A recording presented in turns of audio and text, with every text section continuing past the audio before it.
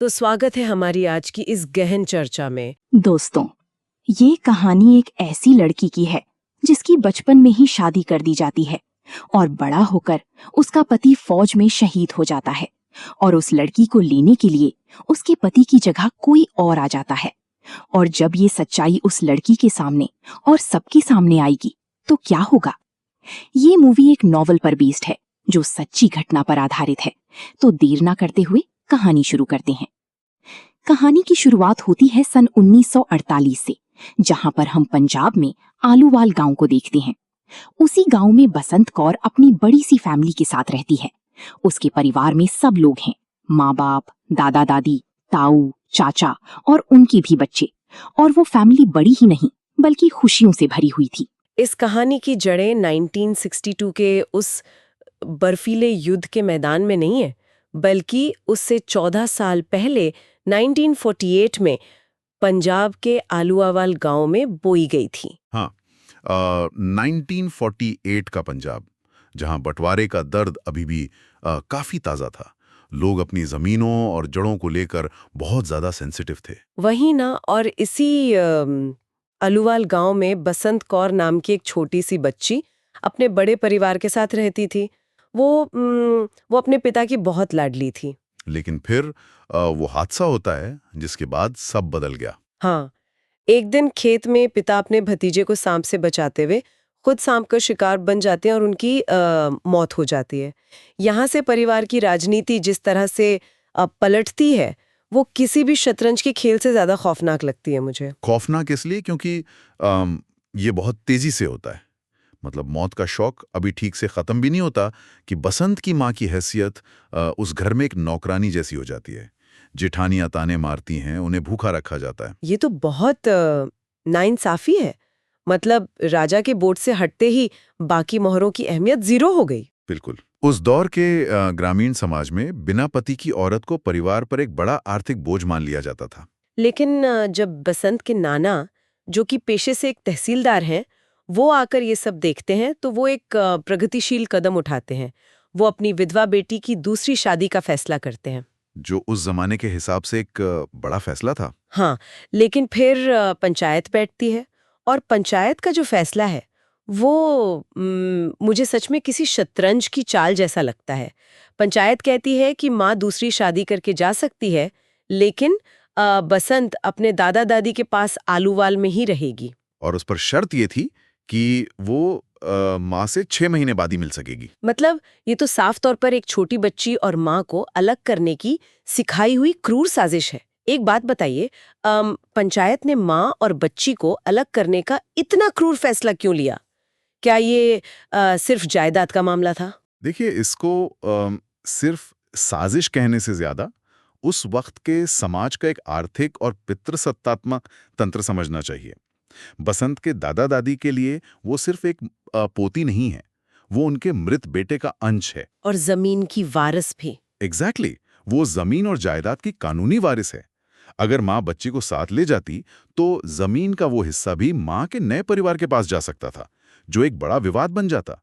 बच्ची को गांव में रोककर वो असल में अपने बेटे की जमीन को अपने ही कुनबे में सुरक्षित कर रहे थे। यानी ये सब कुछ सिर्फ जमीन और नियंत्रण का खेल था। भावनाओं का तो नामो निशान नहीं था। 6 महीने ना मिलने की शर्त का तो सीधा सा मतलब यही था कि बच्ची का अपनी माँ से लगाव पूरी तरह टूट जाए।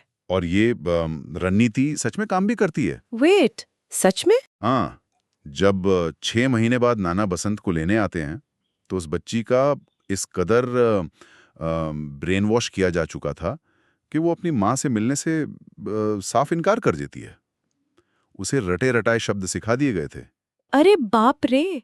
एक छोटी बच्ची के दिमाग में ये सब भरना कितना गलत है। और बस इतना ही नहीं, इस नियंत्रण को पूरी तरह सील करने के लिए परिवार उस बचपन में उसकी शादी भी कर देता है।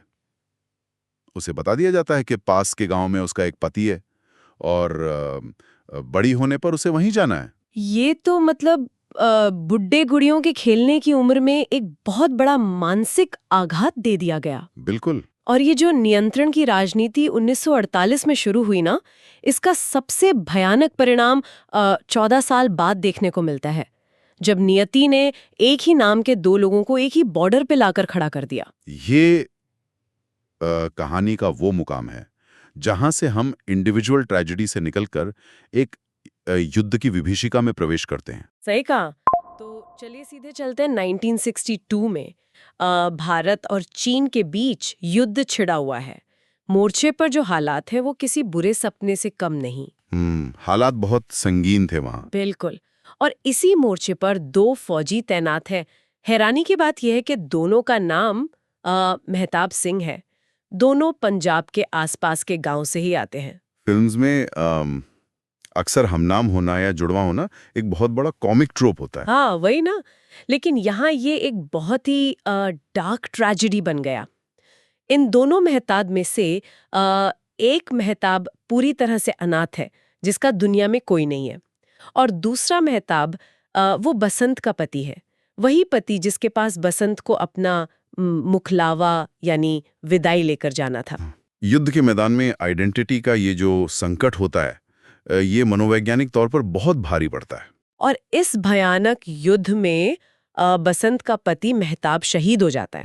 अब कहानी का वो मोड़ आता है जो मुझे अंदर तक झंझोड़ देता है। जब जिंदा बचे मेहताब को उसकी खबर लेकर जाना पड़ता है। हाँ, सेना उस जीवित और अनाथ मेहताब को ये जिम्मेदारी देती है कि वो अपने हमनाम साथी के शहीद होने की खबर, उसका आखिरी बिस्तर और सामान लेकर बसंत के गांव आलूआल जाए। एक बहुत ही भारी बोझ। मुझे तो ये सोचकर ही अजीब सी घबराहट होती है। एक ऐसा इंसान जिसका दुनिया में कोई नहीं है, वो किसी दूसरे के भरे पूरे परिवार के उजाड़ने की खबर लेके जा रहा है। इस जीवित मेहताब के माइंड पर इसका क्या असर हुआ होगा? देखिए, मनोविज्ञान में इसे सर्वाइवर्स गिल्ट कहा जाता है, लेकिन 1962 के इस युद्ध के संदर्भ में ये और भी ज्यादा जटिल हो जाता है। जब सैनिक अपने साथियों को अपनी आंखों के सामने मारे जाते देखते हैं तो उनके अंदर एक गहरा अपराध बोध पैदा होता है कि वो क्यों बच गए। एग्जैक्टली कि मैं क्यों बच गया और वो क्यों मारा गया। और इस जिंदा मेहताब के कंधों पर सिर्फ उस साथी का सामान नहीं है, उसके कंधों पर एक 19 साल की अनजान लड़की के सपनों की लाश है। ये युद्ध का एक बहुत ही स्याह पहलू है। युद्ध सिर्फ हथियारों से नहीं लड़ा जाता, वो उन खतों और संदेशों से भी लड़ा जाता है जो पीछे घरों को पूरी तरह तबाह कर देते हैं। बाप रे। और ये तबाही तब एक अजीब से सन्नाटे में बदल जाती है जब वो जीवित मेहताब भारी मन से आलूवाल पहुंचता है। यहाँ से एक अजीबोगरीब रिश्ता जन्म लेता है, क्योंकि वहां उसे सच बताने से रोक दिया जाता है। हाँ, गांव के रास्ते में उसकी मुलाकात बहादुर नाम के एक शख्स से होती है। बातों बातों में मेहताब को पता चलता है कि बहादुर असल में बसंत का चचेरा भाई है। वही बहादुर जो आगे चलकर कहानी को पूरी तरह पलट देता है। आंत फौजी की तरह अपनी पूरी पीड़ा और सच्चाई बहादुर को बता देता है कि बसंत का पति अब इस दुनिया में नहीं रहा। और यहाँ से उस खामोश झूठ की नींव पड़ती है जो आगे चलकर बहुत बड़ा बवंडर खड़ा करता है। देखिए, यहाँ मुझे बहादुर का फैसला बहुत ज्यादा क्रूर लगता है। जैसे ही बहादुर को सच्चाई पता चलती है, वो मेहताब को गांव में खबर देने से सीधा रोक देता है। क्यों? क्योंकि घर में उसके छोटे भाई की शादी का माहौल है। वो खुशियों को मातम में नहीं बदलना चाहता था। लेकिन ये कैसा लॉजिक है? एक घर की खुशियों को बचाने के लिए अपनी ही बहन को एक इतने बड़े झूठ के अंधेरे में रखना, क्या ये एक तरह की क्रूरता नहीं है? और अगर आज की भाषा में कहूँ तो यहाँ मुझे सिचुएशनशिप का सबसे एक्सट्रीम और ऐतिहासिक रूप दिख रहा है। देखिए, आज के इंडिविजुअलिस्टिक नजरिए से आपको ये जरूर एक मानसिक अत्याचार लगेगा, लेकिन 60 के दशक की उस कलेक्टिविस्ट सोसाइटी के काम करने के तरीके को थोड़ा समझना पड़ेगा हमें। अच्छा, वो कैसे? ऐसे समाजों में पूरे कुंबे की खुशी, शादी ब्याह जैसे आयोजनों को किसी एक व्यक्ति के दुख से या विधवा होने के शोक से बहुत ऊपर रखा जाता है। बहादुर के लिए उस वक्त बसंत के भविष्य से ज्यादा परिवार की खुशी और शादी की मर्यादा को बचाना ज्यादा तार्किक लगा। तो इस वजह से मेहताब गांव में ही रुक जाता है। बहादुर सबको बताता है कि वो उसके भाई का एक फौजी दोस्त है, और घर वाले मेहताब को ही बसंत का असली पति समझ बैठते हैं, क्योंकि असली मेहताब को तो किसी ने ठीक से देखा ही नहीं था। एग्जैक्टली। और बसंत अपनी सहेलियों के साथ खुश होकर उसे रोज खाना देने जाती है, वो इस अनजान मेहताब के साथ ही अपने भविष्य के सपने देखने लगती है। और यही इस कहानी की सबसे बड़ी ट्रेजिक आयरनी है। वही तो। एक पत्नी जो 14 साल से अपने पति का इंतजार कर रही है, वो अपने पति की मौत का पैगाम लाने वाले शख्स को ही अपना पति मानकर खाना परोस रही है। उस जीवित मेहताब पर क्या गुजर रही होगी, इसका अंदाजा लगाना ही मुश्किल है। वो बेचारा तो अंदर ही अंदर अपने सर्वाइवर्स गिल्ट और इस नए अपराध बोध में घुट रहा होगा। हाँ, लेकिन झूठ की बुनियाद पर बने महल कभी टिकते नहीं हैं। समाज का प्रेशर और सच का सामना एक ना एक दिन तो होना ही था। और वो होता भी है। जैसे ही घर में शादी का जश्न खत्म होता है, बहादुर पर बहुत प्रेशर आता है और वो टूट कर बसंत की बुआ को पूरा सच बता देता है। और यहाँ से समाज की असली हिपोक्रेसी बाहर आती है। वही तो, बुआ और बहादुर मिलकर मेहताब के पास आते हैं और उसके आगे ये प्रस्ताव रखते हैं कि वो ही बसंत से शादी कर ले, क्योंकि किसी ने उसको देखा ही नहीं है तो किसी को शक नहीं होगा, ताकि परिवार और समाज की सो कॉल्ड बदनामी ना हो। ये दिखाता है कि लोग अपने हिसाब से सच को तोड़ मरोड़ कर पेश करने को तैयार हो जाते हैं, बस शर्त ये है कि उनके बनाए नियम बचे रहें। और मेहताब पहले तो झिझकता है, लेकिन बसंत की मासूमियत और उनके दबाव के आगे झुक जाता है। शादी की तैयारियां शुरू हो जाती हैं, लेकिन नियति ने कुछ और ही सोच रखा था। हाँ, वो भीम सिंह वाला किस्सा। हाँ, ठीक शादी में भीम सिंह नाम का एक और सैनिक आ जाता है। ये आदमी बसंत का दूर का रिश्तेदार है और फौज में मेहताब का साथी भी। उसे तो सब पता था। बिल्कुल। जैसे ही वो मेहताब को वहां दूल्हा बने देखता है, वो पहचान जाता है और भारी सभा में चिल्लाकर सबका राज खोल देता है कि ये असली पति नहीं है। और यहाँ सालों का दबा हुआ गुस्सा और पाखंड सब बाहर आ जाता है। गांव वाले गुस्से में पागल हो जाते हैं, वो मेहताब को जान से मारने पर उतारू हो जाते हैं। लेकिन तभी कहानी का सबसे बड़ा ट्विस्ट आता है। बहादुर की एंट्री। हाँ, बहादुर सामने आता है और गांव वालों के उस ढोंग को नंगा कर देता है। लेकिन मुझे एक बात समझ नहीं आती, बहादुर जो कुछ दिन पहले तक खुद झूठ का सूत्रधार था, वो अचानक इस कहानी का मॉरल कंपस यानी नैतिक दिशा सूचक कैसे बन गया? देखिए, बहादुर का ये भाषण इस पूरी कहानी का क्लाइमैक्स है। ये कोई रातों रात आया बदलाव नहीं है। ये उस गहरे अपराध बोध का विस्फोट है जो वो इतने दिनों से उस खामोश झूठ के साथ ढो रहा था। और अगर आप उस भीड़ के गुस्से को ध्यान से देखें ना, हाँ, बताइए। तो गांव वालों का गुस्सा इस बात पर कम था कि मेहताब ने उनको धोखा दिया। उनका गुस्सा इस बात पर ज्यादा था कि पितृसत्ता के बनाए गए नियम उनकी इजाजत के बिना तोड़े जा रहे थे। उनके हिसाब से विधवा को सफेद कपड़े पहनकर जिंदगी भर एक कोने में बैठ जाना चाहिए था। बहादुर ने उस दिन समाज को उसका सबसे बदसूरत चेहरा दिखा दिया। उसने गांव वालों को याद दिलाया कि ये वही लोग हैं जिन्होंने 14 साल पहले जमीन बचाने के लिए बसंत की मां की जबरदस्ती और दूसरी शादी करवा दी थी।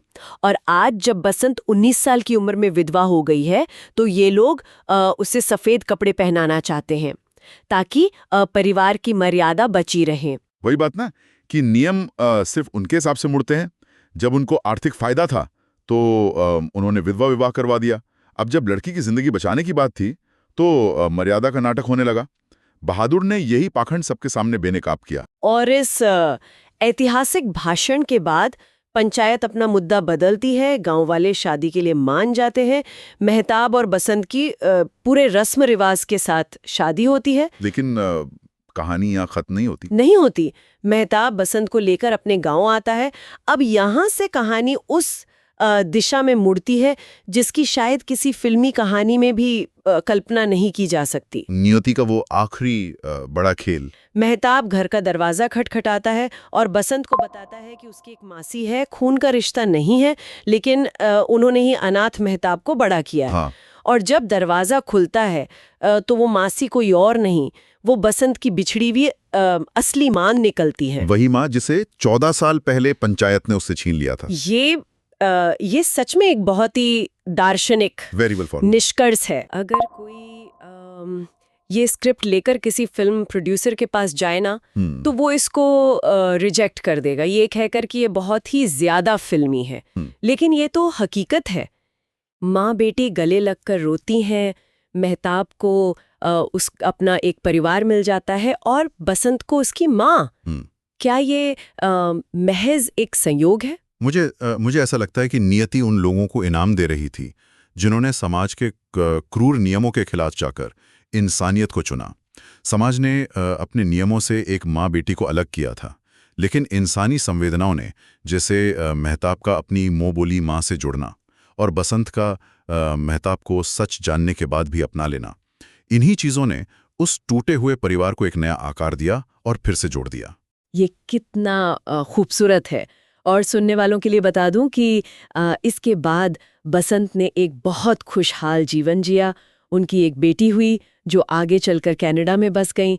बसंत ने अपनी माँ की बहुत सेवा की। और उस अनाथ मेहताब ने मरने से पहले इस पूरी ऐतिहासिक घटना पर एक नॉवल भी लिखा, जिससे हमें ये पूरी सच्चाई पता चली। और हाल ही में एक इंटरव्यू में अपनी अनोखी कहानी दुनिया को सुनाने के बाद बसंत कौर ने भी इस दुनिया को खुशी खुशी अलविदा कह दिया। उनकी ये कहानी हमारे लिए एक बहुत बड़ा सबक है। ये दिखाती है कि कैसे हमारे आसपास के सामाजिक नियम हमारी जिंदगियों को कंट्रोल करने की कोशिश करते हैं, और कभी-कभी ठीक काम करने के लिए हमें उन नियमों को तोड़ना ही पड़ता है। यही इस पूरी चर्चा का सबसे बड़ा पार्ट है। हम हमेशा ये सोचते हैं कि हम अपनी ज़िंदगी की कहानी खुद लिखते हैं, लेकिन ज़रा सोचिए हमारे सुनने वालों के लिए ये एक सवाल है। अगर 1962 के उस युद्ध में वो दूसरा मेहताब शहीद ना हुआ होता, तो क्या बसंत कभी अपनी माँ से दोबारा मिल पाती? शायद कभी नहीं। अदृश्य धागे से तो नहीं बंधी है, जो किसी अनजान व्यक्ति की सबसे बड़ी ट्रेजेडी से होकर गुजरता है। बहुत ही गहरा सवाल है ये। इसी विचारोत्तेजक सवाल के साथ हमारी आज की एक गहन चर्चा यहीं पर समाप्त होती है। इस दिल को छू लेने वाले सफर में हमारे साथ जुड़े रहने के लिए आप सबका बहुत बहुत शुक्रिया। अगले विषय के साथ फिर से मुलाकात होगी।